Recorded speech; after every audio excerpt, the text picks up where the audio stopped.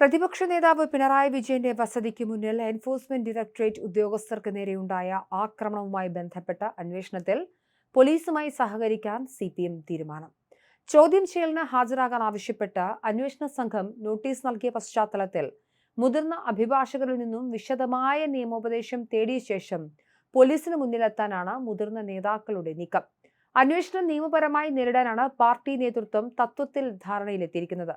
CPM സംസ്ഥാന secretary M E Govindan, Thiruvananthapuram ജില്ലാ secretary V Joy MLA, രാജ്യസഭാംഗം ജോൺ ബ്രിട്ടാസ്, ബിനീഷ് കോടിയേരി എന്നിവർക്കാണ് പോലീസ് ആദ്യഘട്ടത്തിൽ ചോദ്യം ചെയ്യൽ നോട്ടീസ് നൽകിയിട്ടുള്ളത്.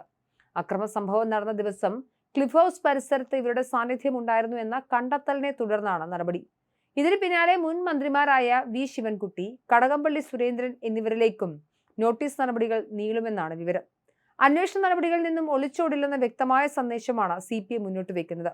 അനാവശ്യമായി വിവാദങ്ങൾ സൃഷ്ടിക്കാതെ നിയമപരമായ വഴിയിലൂടെ പോലീസിന്റെ ചോദ്യങ്ങൾക്ക് മറുപടി നൽകാനാണ് തീരുമാനം. നോട്ടീസ് ലഭിച്ച നേതാക്കൾ ഏത് വിധത്തിലാണ് പോലീസിന് മുന്നിൽ ഹാജരാകേണ്ടെന്ന കാര്യത്തിൽ വിദഗ്ധ നിയമോപദേശം ലഭിച്ച ശേഷമായിരിക്കും തീയതികൾ നിശ്ചയിക്കുക. അതിനിടെ കേസിന്റെ അന്വേഷണം അതീവ നിർണായകമായ രണ്ടാം ഘട്ടത്തിലേക്ക് കടത്തിവിട്ടിരിക്കുകയാണ് പ്രത്യേക അന്വേഷണ സംഘം. അക്രമത്തിൽ നേരിട്ട് പങ്കെടുത്തതിനേക്കാൾ ഉപരി സംഭവത്തിന് പിന്നിൽ ആസൂത്രിതമായ ഗൂഢാലോചന നടന്നിട്ടുണ്ടോ എന്ന സംശയത്തിലാണ് പോലീസിന്റെ പ്രധാന ശ്രദ്ധ.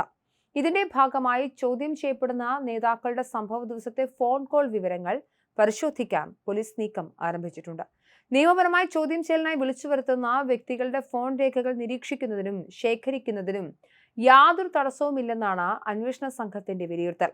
സംഭവ സമയത്ത് വസതിക്ക് മുന്നിലുണ്ടായിരുന്ന നേതാക്കളും അക്രമത്തിൽ നേരിട്ട് പങ്കെടുത്തതായി ആരോപിക്കപ്പെടുന്ന പ്രതികളും തമ്മിൽ ഫോണിലൂടെ ആശയവിനിമയം നടത്തിയിരുന്നു എന്നാണ് പ്രധാനമായും സൂക്ഷ്മ പരിശോധനയ്ക്ക് വിധേയമാക്കുന്നത്.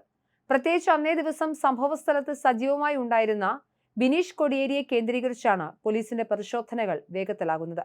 ബിനീഷ് നേരിട്ട് ആക്രമണത്തിൽ ഏർപ്പെട്ടിട്ടില്ലെങ്കിലും കേസിൽ അറസ്റ്റിലായ 25 പ്രതികളുമായി ബിനീഷിന് സംഭവ ദിവസം ഏതെങ്കിലും തരത്തിലുള്ള ആശയവിനിമയം ഉണ്ടായിരുന്നോ എന്നാണ് അന്വേഷണ സംഘം ആരായുന്നത്.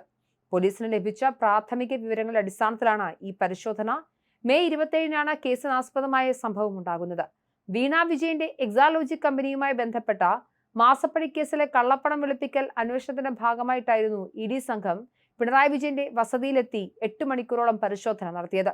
പരിശോധന കഴിഞ്ഞ് തിരിച്ചിറങ്ങിയ ഉദ്യോഗസ്ഥരുടെ വാഹനങ്ങൾ പ്രതികൾ തടഞ്ഞു നിർത്തുകയും കല്ലും മരക്കഷ്ണങ്ങളും ഒക്കെ ഉപയോഗിച്ച് ആക്രമിക്കുകയുമായിരുന്നു.